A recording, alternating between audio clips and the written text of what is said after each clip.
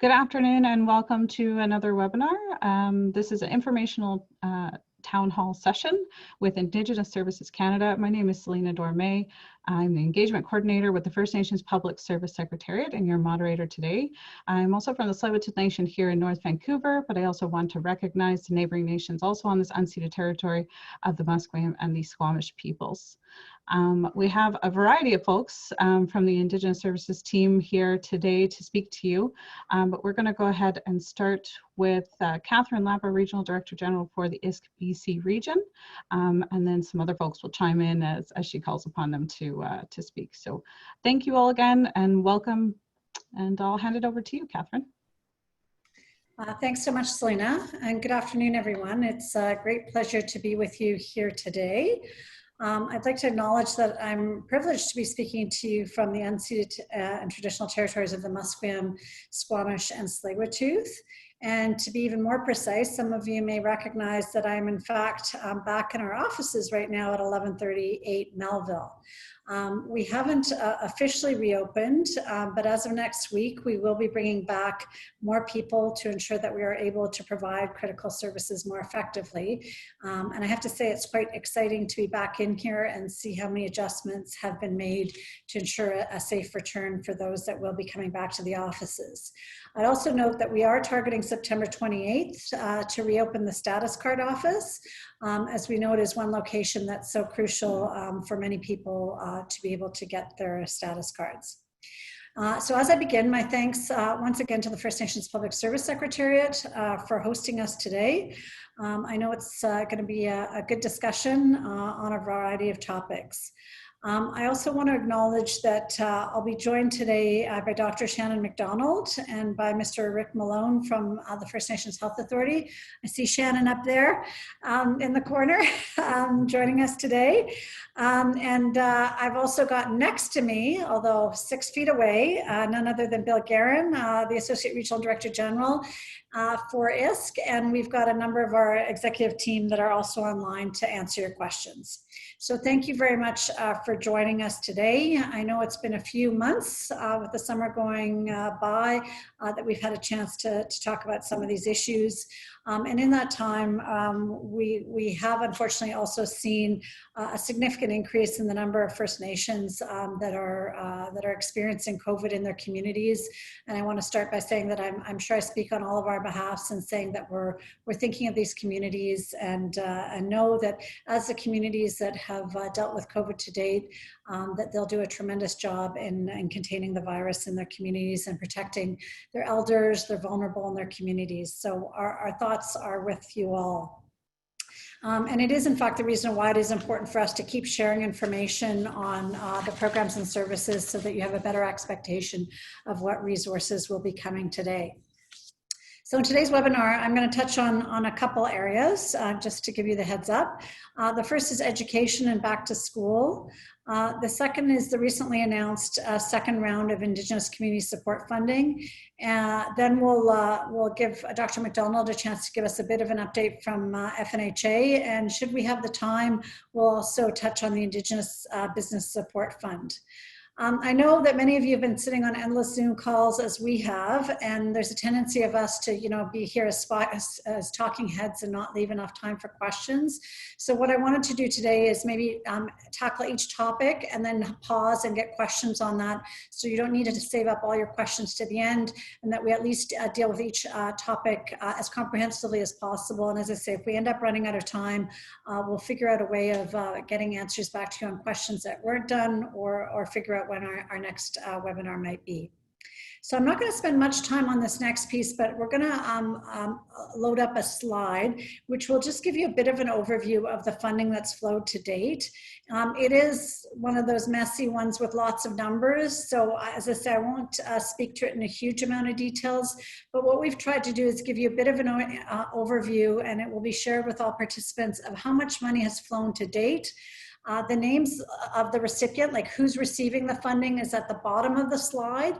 The green bars are what money has already gone out to those groups already, and the blue bars indicate what funding is in progress. So we'll be touching on the in progress pieces as we go along. I don't want to dwell too much on the what is already flown, but you'll see it covers everything from post-secondary funding to funding to schools, to funding that's been provided directly to communities, to businesses, and various other groups.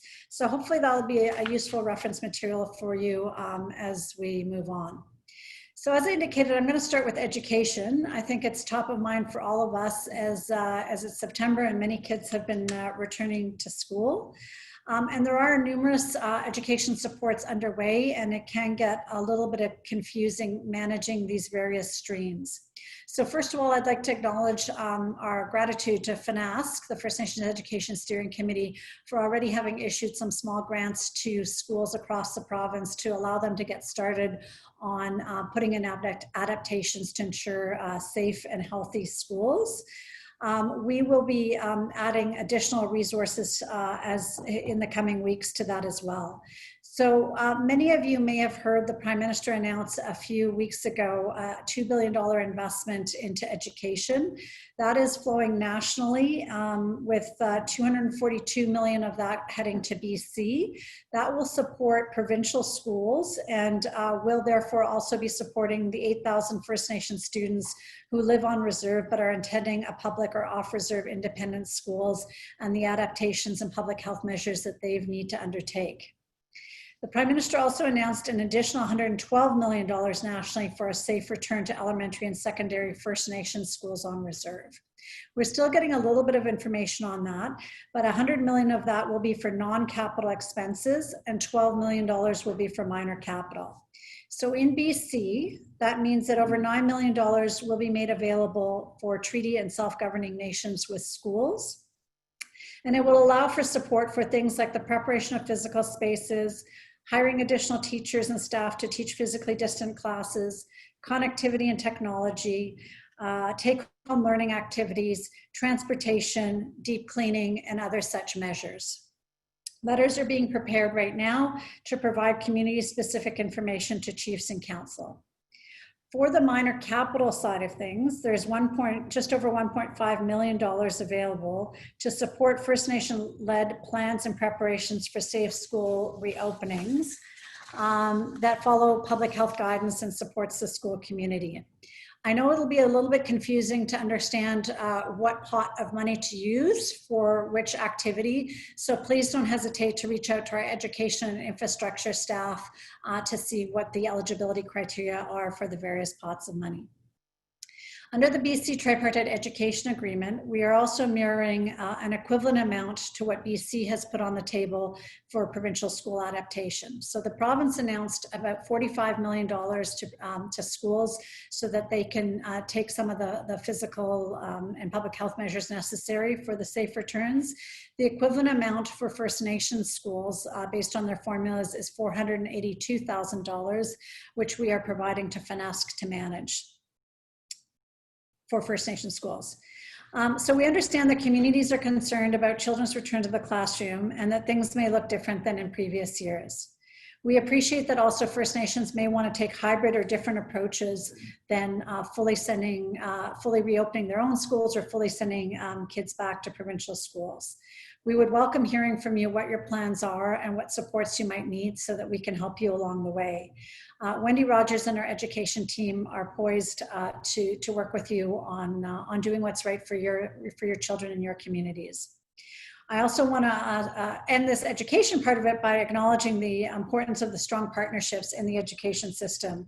The work that we do with FNPSS, the First Nations Schools Association, the Ministry of Education, the school districts, and others have been integral to supporting us to this point in time, and we look forward to working with all of you moving forward.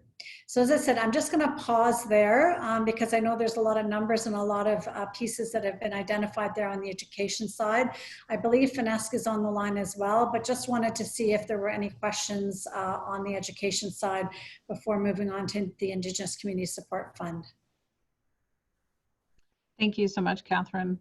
Just a reminder to submit your question. You can use the Q&A button at the bottom of your screen and type in your question. You could also just raise your hand. You can click on that participants button. There should be a little raised hand option, and you can actually ask your question live if you'd like. So we're going to wait a few seconds for that. Anybody who wants to ask any questions.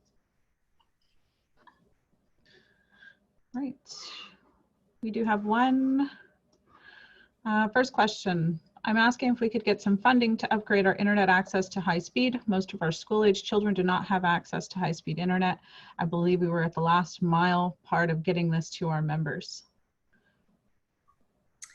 Yeah, so thank you for that question. The issue of internet access and availability is an ongoing one. We are trying to work with some of the partners in this area to see what could be done to support the last mile as is identified here. So we would have to work with some of our partners on that, ANCO, First Nations Technology Council, and some of the service providers in the province on that. So happy to take your name and see if there's something specific we could do for your community. As I identified, some of the funding that will be made available for education does allow for some investments in technology and devices and other elements. So that may be another opportunity to look at trying to address this issue if it's one that could be addressed quickly. Thanks so much. We have a question in the group chat. Can the summary information from Catherine be sent out along with the slide deck? So that chart, yes, can be sent out to everybody, I believe afterwards, after the webinar. Yeah, and I would just also remind folks that we try and encapsulate as much of this in the regular updates we send to chiefs and councils and others that are interested as well. So if people are not getting those, we're happy to put you on the distribution list. But we know that sometimes it's better to communicate in this way and take the questions and answers. But we can absolutely share some of this in a written format. Thanks so much. An additional question to the internet question said, so Chromebooks, would those be funded? And if so, how do we apply for those? So this is kind of a multi-layered question in that if a child is going to a provincial school and doing online learning or needs supports, then you would need to work through the schools and the school districts with regards to ensuring that kids have the tools necessary to learn in the environment that they're in. But as I indicated, whether it's the Indigenous Community Support Fund or some of this newer education funding, there is the ability for chiefs and council to decide whether or not they want to invest in learning packages or some of the devices that they feel that the children need to have a successful participation in the education system. Okay. Thank you so much. Perhaps maybe just one more question before we move on to the next section. Is there an ability of more funding to communities if one parent or more than one parent doesn't want to have their children busing during COVID-19 for additional equipment? Yeah, I mean, I would maybe turn to FNPSS on some of the details on the busing side of things. There is additional funding if some of the transportation issues are a challenge. So for instance, if buses are crowded and they need to either extend the hours of the driver to do multiple runs or add additional transportation options on, but I'm not sure with regards to the specific question. I don't know what the alternative is. If they don't want to have their child on the bus, what is the alternate transport that they're proposing and need funding for? So I think those are issues that are probably dealt with better with FNPSS and FNSA to get into some of those specifics around how to manage individual situations. Thanks so much. Our key person from FNPSS that is potentially on the line would have been, I'm just trying to find them in the list. Who did we identify before coming from FNPSS?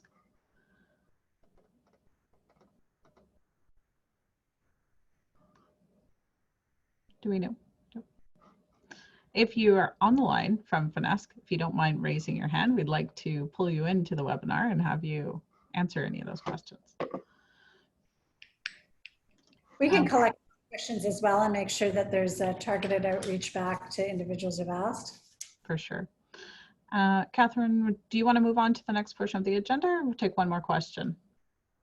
Well, I think this Chromebooks one we've and internet we've addressed somewhat already, but again, we can take Bernard's name and see what can be done in the in their community specific situation. Sounds good. Back Okay. over to you then. Yeah. Okay, so I'm going to move on to the Indigenous Community Support Fund. So just to do a little bit of a recap, there's now been 2 rounds of the Indigenous Community Support Fund. So the first one was announced in March, and it was allocated on a distinctions basis, with First Nations being allocated $215 million. And this is what the fund that provided significant flexibility for First Nations to invest in things that they felt most appropriate to support them, the safety of their communities during the pandemic. So it allowed for things like food security, security costs, increased costs of staff, establishment of emergency operation centers, cultural supports, and much more. So back in the spring, we sent $40 million to First Nations by an allocation methodology that weights population, remoteness, and community well-being index. We've heard from communities that many of them have expended that original allocation. And so the minister announced several weeks ago that there would be a next round. And so an additional $305 million has been announced, but it's actually going to be distributed somewhat differently.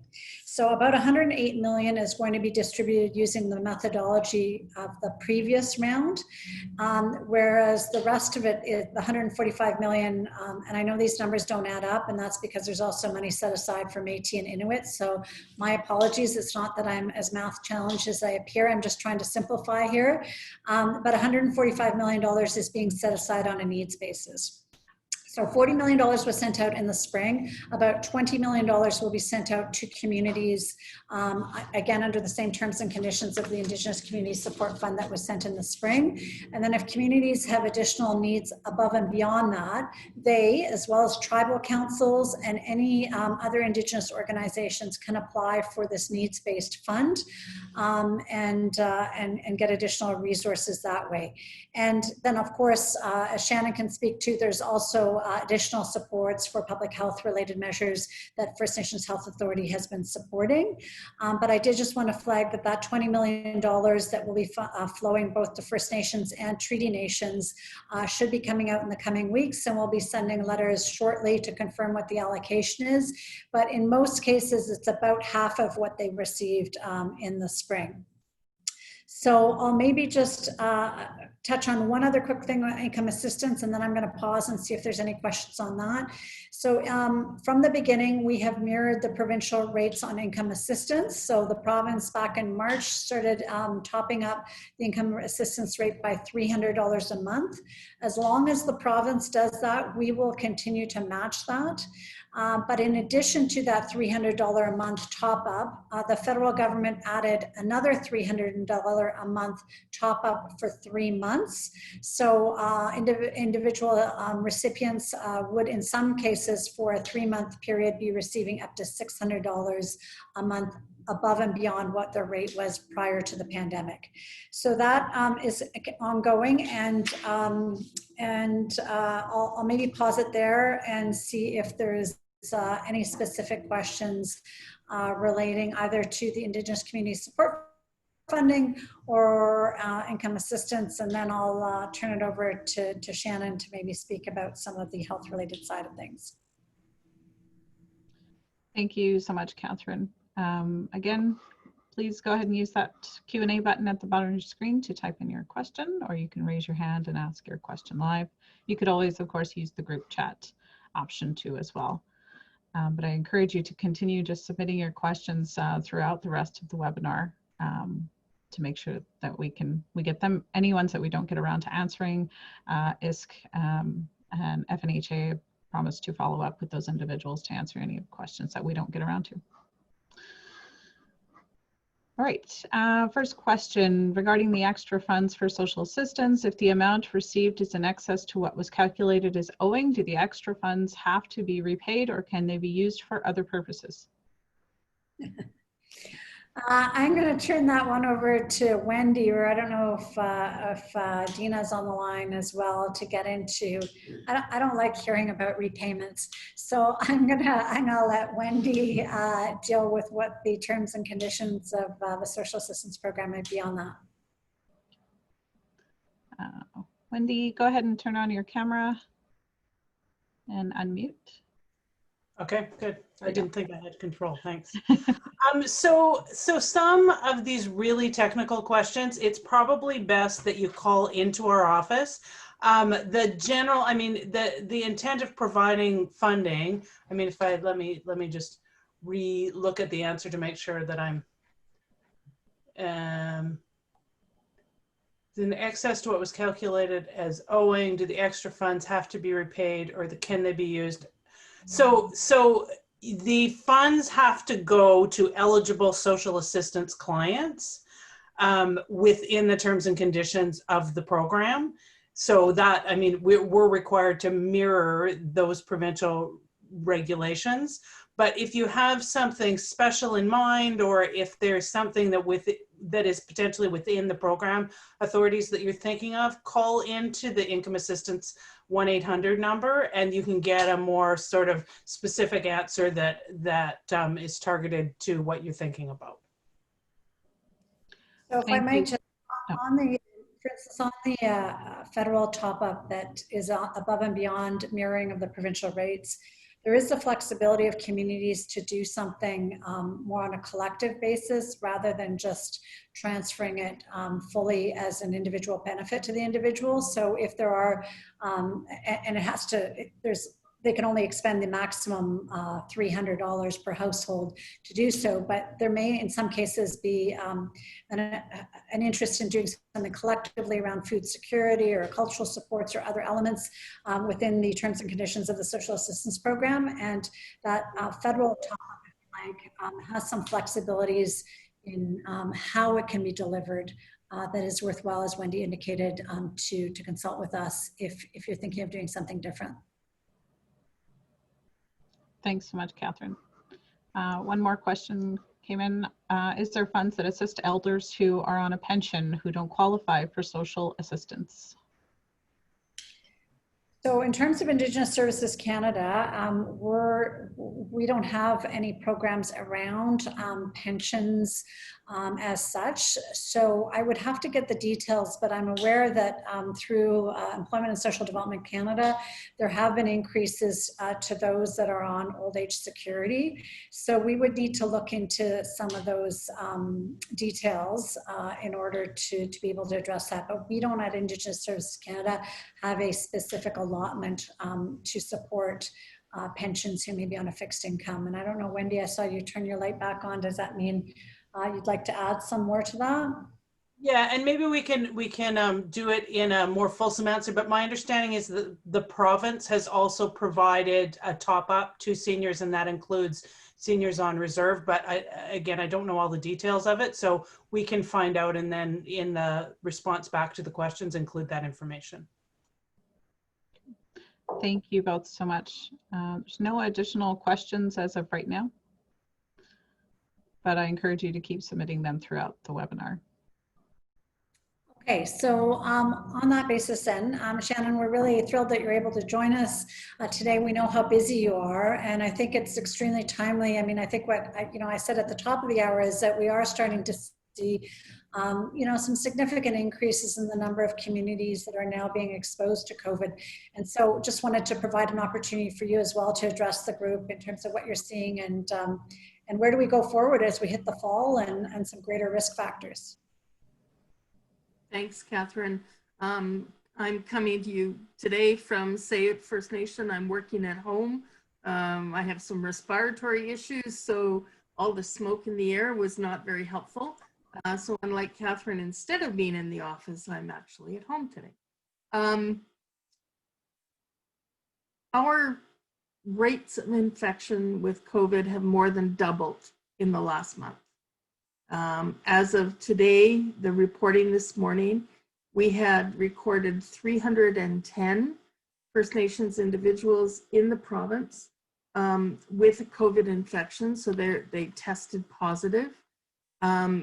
Right now, we have active cases in 4 out of 5 regional health authority areas, 108 active cases right now. We have 9 people in hospital in the off-reserve population and 7 in the on-reserve population. So remembering that that 310 includes both the on and off-reserve population. Even on a daily basis, this morning it was 17 new cases. So those are numbers that we hadn't been seeing before. You know, for quite a while, it was 1 a day, maybe 2, a few days with no cases. So it's certainly been a significant change. Communities of all sizes have been impacted. We have lots of people in the urban centers who are positive, but we're also seeing some smaller, more remote communities that infections come home. Almost always related to travel in and out of the community. So it's not like the COVID monster is hiding in the janitorial closet. People actually bring it with them. We've seen a number of cases that have originated from social gatherings, funerals, that sort of thing, or people, family members who have decided to travel from community to Vancouver and then returned to community, unknowing that they had contact with somebody. So assorted cases. We have worked very hard on our notification pathway. The positive test results first go to the regional health authorities. That is their role under the Public Health Act. So the same time a patient receives their positive test result, the regional health authority, medical officers receive in a very timely way around that. And then they have to do some contact tracing and get more information from the patients, and then they contact us and we contact community health services and leadership. So there is a perceived and real delay between when patients get their test results and when we're able to make contact with community about a confirmed test result. And in the interim, people have gone to Facebook, people have gone to media. So it can be really challenging to try to keep up with that. And often what's in those reports is not based in fact, but based in rumor. And that's really challenging as well. We're also seeing a reluctance in some communities for people who are symptomatic to go for testing because there is evidence of lateral violence and bullying and in community against those individuals who have become ill. And we want to make sure that we are talking about circles of support around those individuals and where we want them once they've been identified to isolate and to be comfortable in that isolation and get what they need. At the same time, that is very effective in protecting the other members of the community. So a couple of challenges there, but we continue to communicate at the community level when there has been a case and communicate more widely so that people have a real understanding of their risk, whether or not they've had a high risk contact with somebody or a low risk contact, and whether or not testing is actually required. That's a case-by-case decision.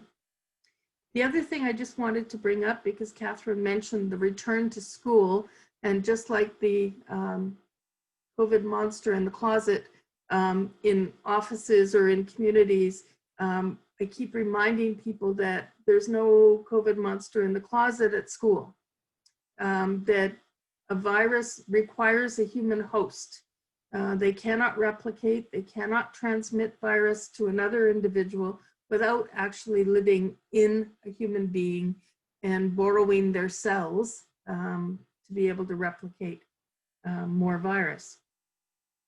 So we know that what's going into schools that may cause an infection among the students actually comes from people in the community. It could come from a teacher, it could come from staff, it could come from another child who has likely been infected by an adult in their life.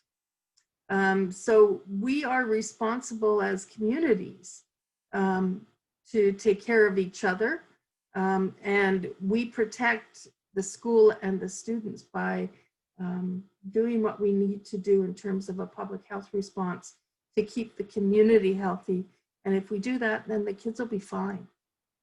So I appreciate very much all the work that's being done at the schools to prepare the cleaning that's gone on, the logistics about bringing students in and out and travel and lunch breaks and all of those things. But the foundation of all of this is there won't be COVID in the school if our community members don't take it there. So open to questions. Thank you so much, Dr. Shannon McDonald. We do have one question that was in the group chat, which is related to funding for Catherine. So for clarification, the $300 that had been sent to individuals monthly for COVID does not have to be repaid. I've been told that there will be another 900 coming to clients. We do not have enough members on social assistance to do a program for this money, not to mention the administration.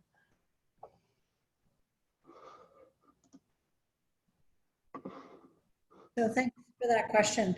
So as indicated, the $300 a month is for the recipients and should go directly to the recipients. The additional 3 times 3 months of $900 in total, the federal top-up provides some flexibility if there's a different delivery mechanism that's being considered to support income assistance recipients, but it can also just go directly to the recipients. So there's no need for a community to organize a program if they don't want to. They can simply pass on that funding directly to those individuals. We have heard from some communities a bit of concern about the additional resources, a significant amount of resources over a short amount of time, and that sometimes presents some risks.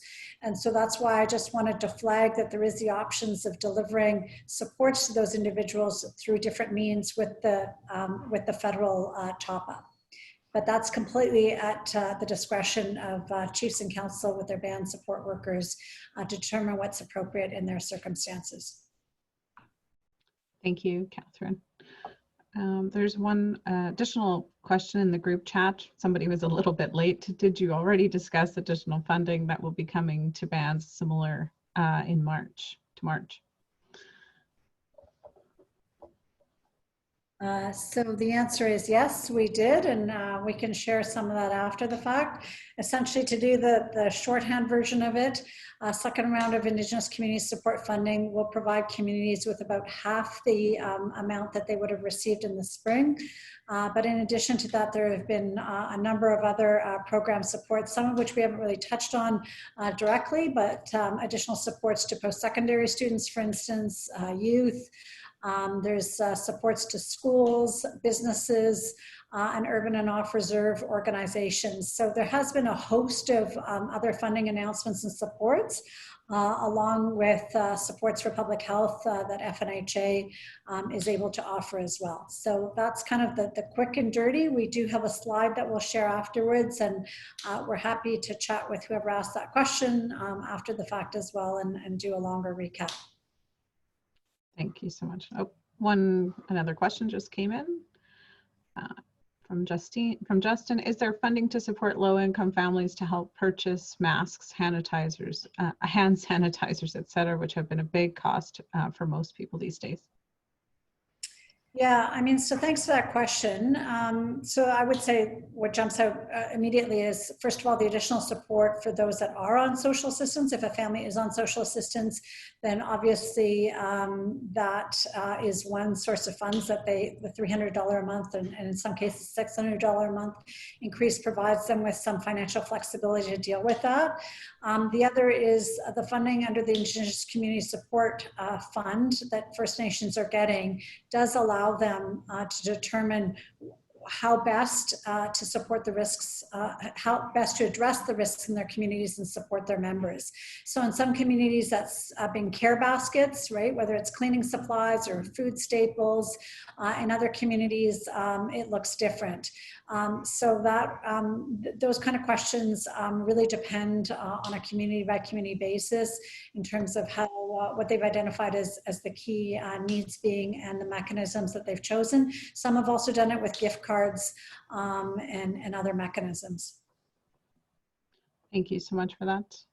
No additional questions as of right now, but please continue to submit your questions until the end of the webinar. We have about 20 minutes left.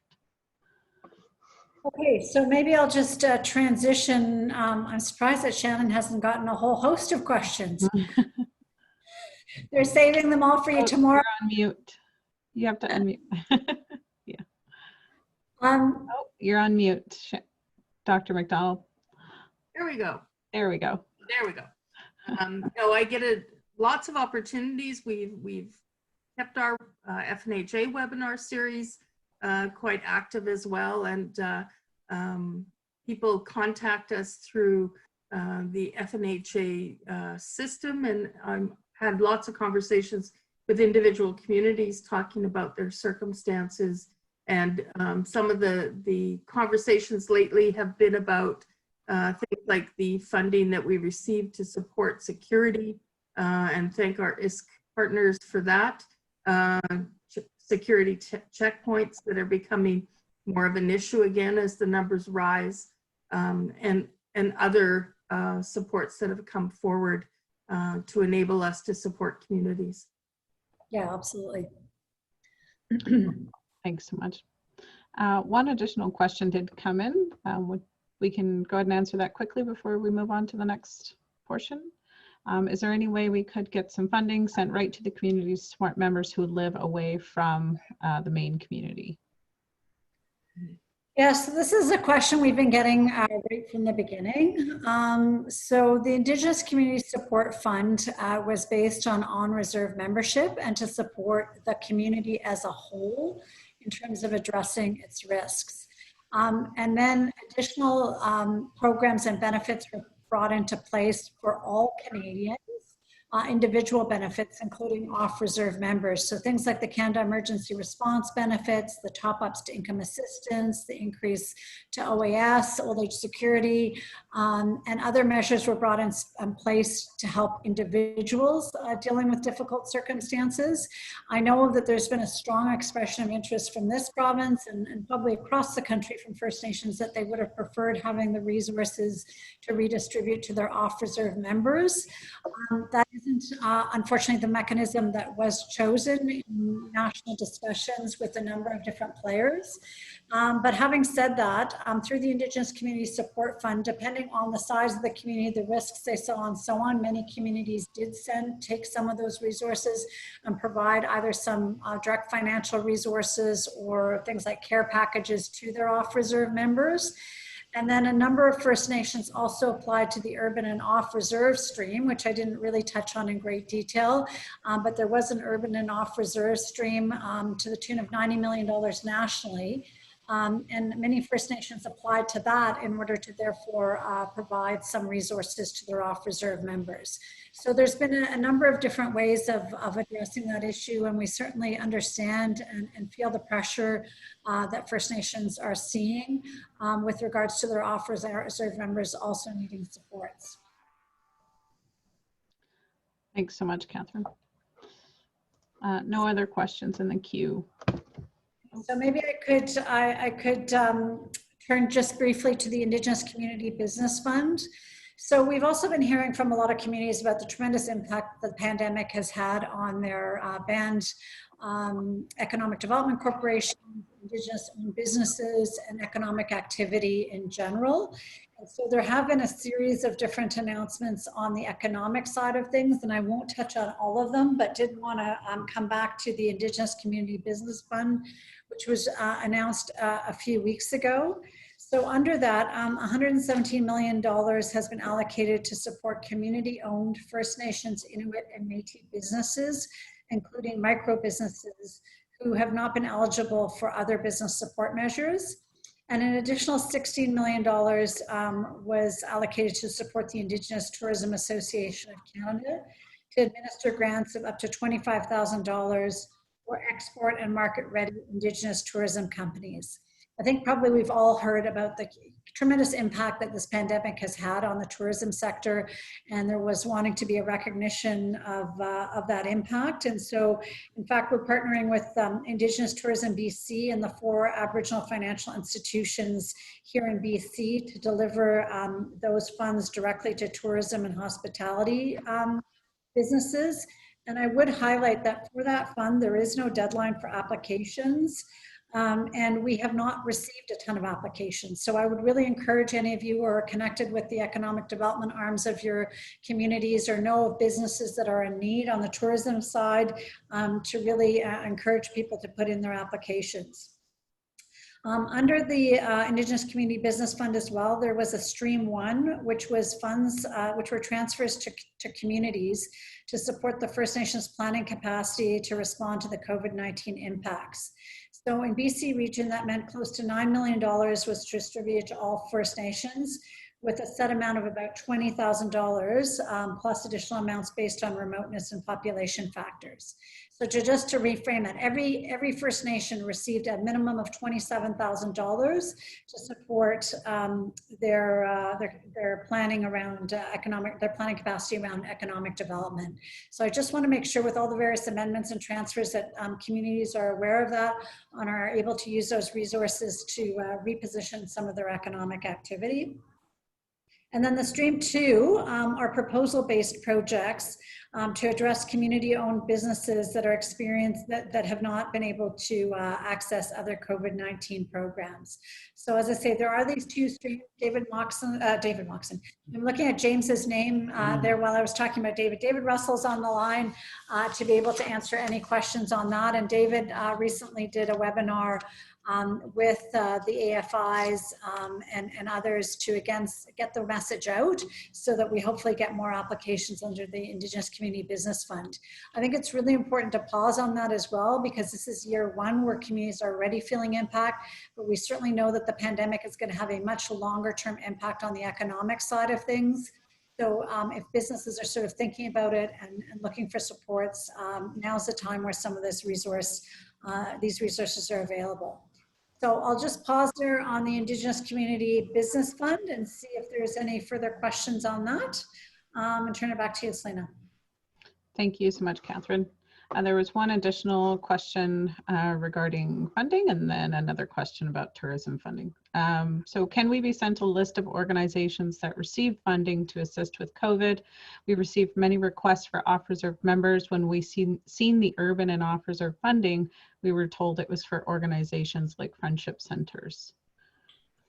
Yeah, so on the urban stream, there was an amount taken off the top to support the friendship centers. It was felt very strongly across the country that the friendship centers provide a base of outreach and support to communities. So there was some allocations to friendship centers, but then there was this application base. And in BC, 62 projects were funded for a total of about 6.4 million.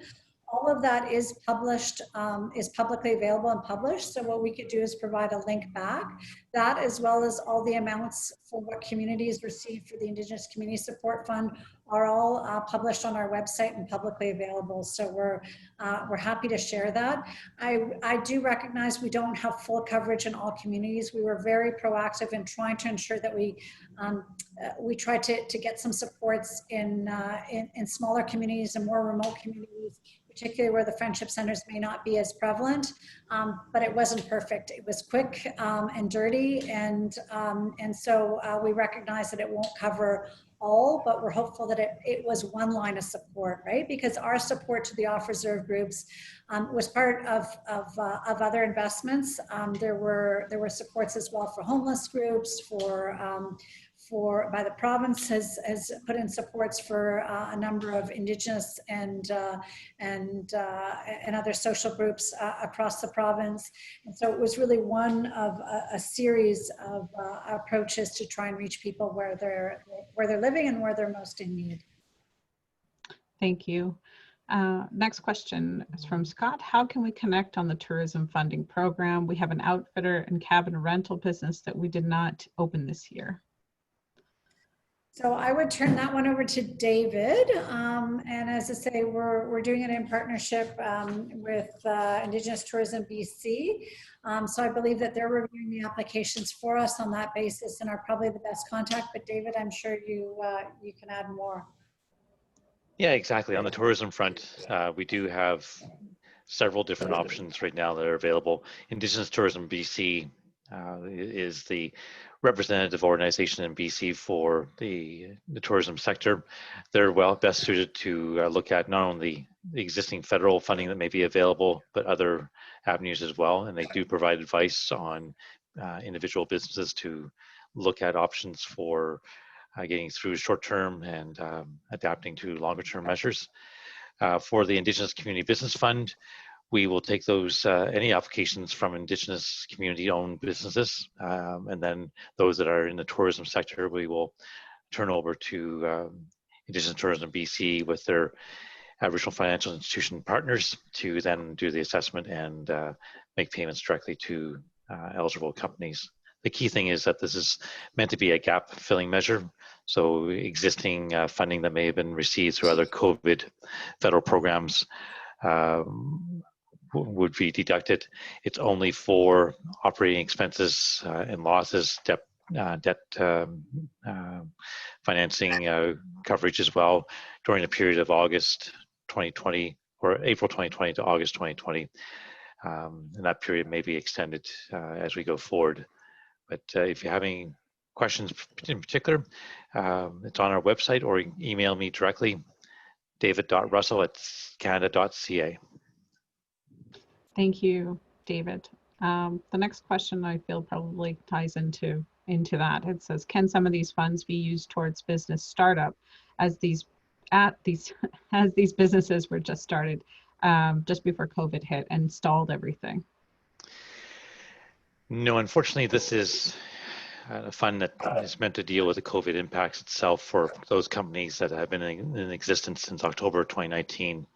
That's sort of the beginning threshold for eligibility, having a company in place since October 2019, and then looking at revenue, business losses, and things like that in the COVID period itself.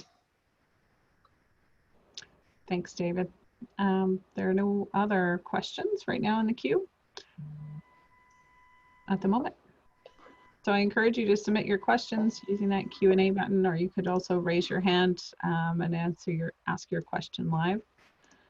We have a smaller group today, so I guess that's why the questions aren't necessarily rolling in, but you have two people that can definitely answer your questions on the health side and Indigenous services side. So go ahead, Dr. McDonald. Sorry, I just admit that I'm not on the administrative side. Question to one of my partners asking about the security funding getting released and how that happens, because I wasn't sure. So I will read what she sent. It says, it will depend on the community. For some, it could be by invoice and then a payment would be made. For some, it could be amendment to their contribution agreement. And that's the current plan for the salary top-up potentially as well. So those are conversations that don't happen in my office, but others at FNHA.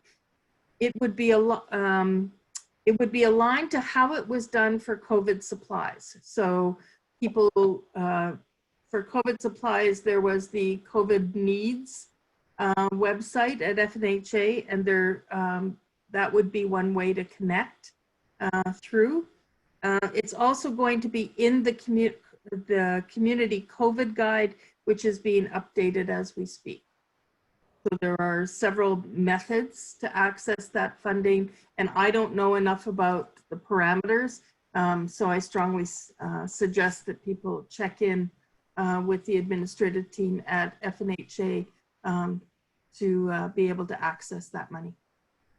Yeah, I mean, I think that's a really good point, Dr. McDonald. Like at the beginning, what we were saying is that if there were any security related costs, they would need to come from the Indigenous Community Support Fund allocation.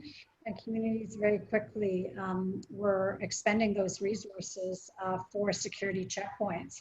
And they are quite costly. And so over time, the First Nations Inuit Health Branch took its eligibility guide for public health related and added public health checkpoints as an eligible expense. And so we apologize if there's some confusion on it, but it is an evolving piece. And so FNHA has graciously stepped into that space and is trying to work through this midstream to support communities who may have public health security related costs. And then, as you say, either reimburse them or support them with ongoing expenses.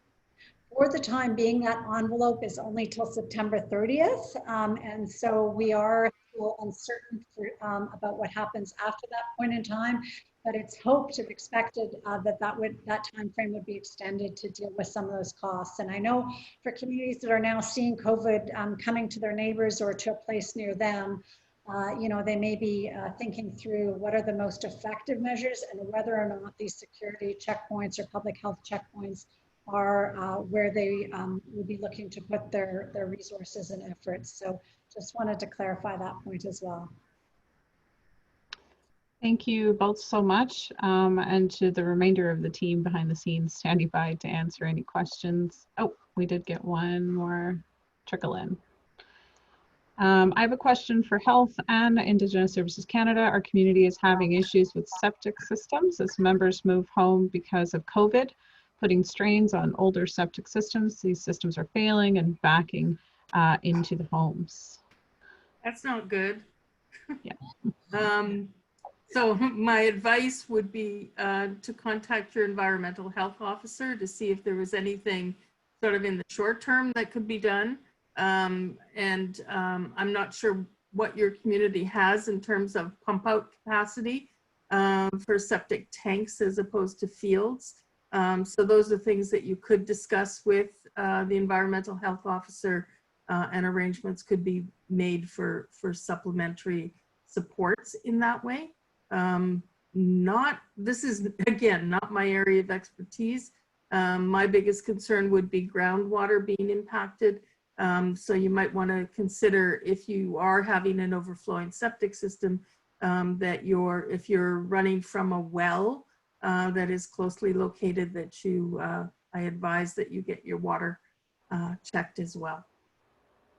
And I would just add that please contact our community infrastructure area, so Paula Santos and her group, as whether it's an emergency, we need to take some immediate measures, or there's a longer term issue about replacing septic systems.